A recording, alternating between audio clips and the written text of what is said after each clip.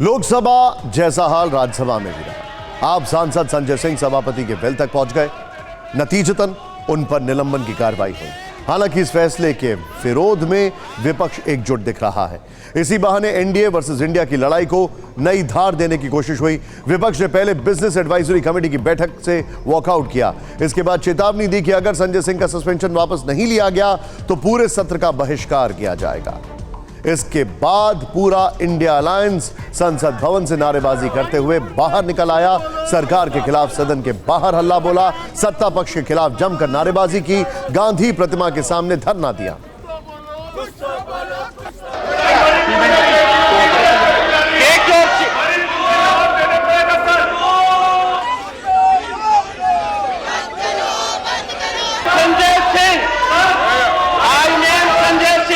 हम लोग 20 मिनट तक अपने कुर्सी से अनुरोध करते रहे, कोई नहीं सुना।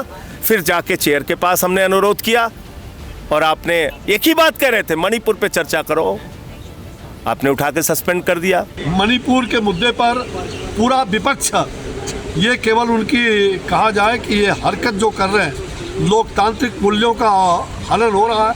लगातार पार्लियामेंट के गतिविधियों को रोका जा रहा है। मैं चर्चा कराने के लिए तैयार हूँ। पहले प्रश्नकाल होगा।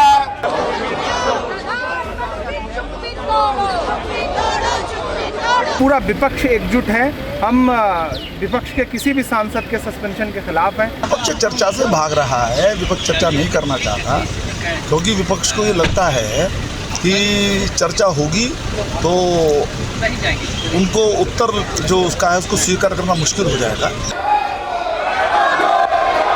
आप चर्चा करना चाहते हैं, चर्चा नहीं करना चाहते। इंडिया अलायंस जब से बनकर आया है वहाँ पे एक डर का माहौल बन गया है, क्योंकि जो सत्ता पक्ष सोच रही थी कि हम लोग एक साथ नहीं आएंगे, हम जनता के मुद्दे नहीं उठाएंगे, वो कहीं ना कहीं उससे उनको सेटबैक मिला, इसलिए डिफेंसिव हैं। गृह मंत्रालय की ओर से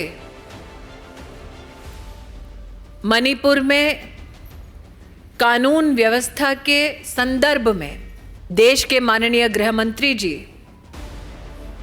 दोनों सदनों में चर्चा के लिए तैयार हैं।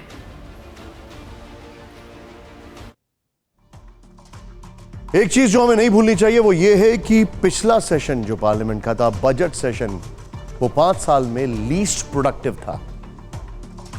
सरकार के सूत्रों के मुताबिक मणिपुर में इससे पहले भी भयानक हिंसा हो चुकी है।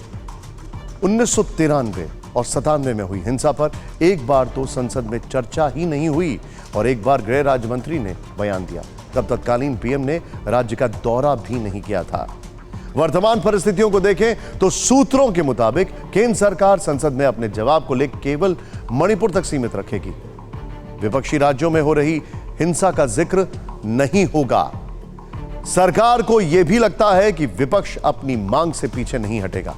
इसके पीछे विपक्ष की चुनावी मजबूरी है। इसीलिए अब सरकार संसद में अपने विधायी कार्य को निपटाने पर जोर देगी और जरूरी विधेयक पारित कराएगी। सरकार का यह भी मानना है कि मणिपुर में हालात फिलहाल नियंत्रण में हैं और पिछले 15 दिनों से हिंसा में किसी की मौत नहीं हुई है।